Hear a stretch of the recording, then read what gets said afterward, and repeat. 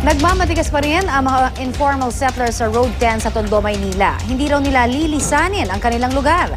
May live report si Jay Sabale. Jay? Pinuntahan nga namin ang parte ng Road 10 sa Tondo, Maynila kung saan kasalukuyang ipinatutupad ang plano ng DPWH sa lugar at nagulat kami sa amin nakita. Ganito sana ang plano ng gobyerno kung kaya nais i-relocate ang mga informal settlers sa kabilang bahagi ng Road 10 sa Moriones Street. Maluwang ang kalsada, may tig-anim na lane ang magkabilang direksyon. Malinis ang kapaligiran at may mga street sweepers pa. May mga footbridge din. Ang lugar na ito, pinaggitnaan ng Pacheco at Kapulong Tondo. Likuran lamang na eskwelahan ng Don Bosco. Wala pang nakatakdang demolisyon sa lugar kung saan isasagawa sana ang road widening. Pero ngayon pa lang, pinapalagan na ito ng mga informal settlers sa lugar. Kaya ang itsura pa nito sa ngayon, ilan linya sa magkabilang direksyon ng kalsada at puno ng mga barong-barong.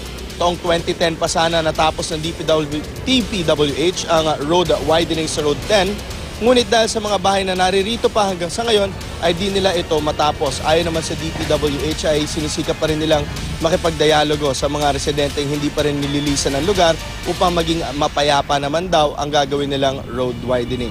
At yan muna ang latest mula dito sa Tondo, Maynila. Back to studio. Maraming salamat, Jay Sabale.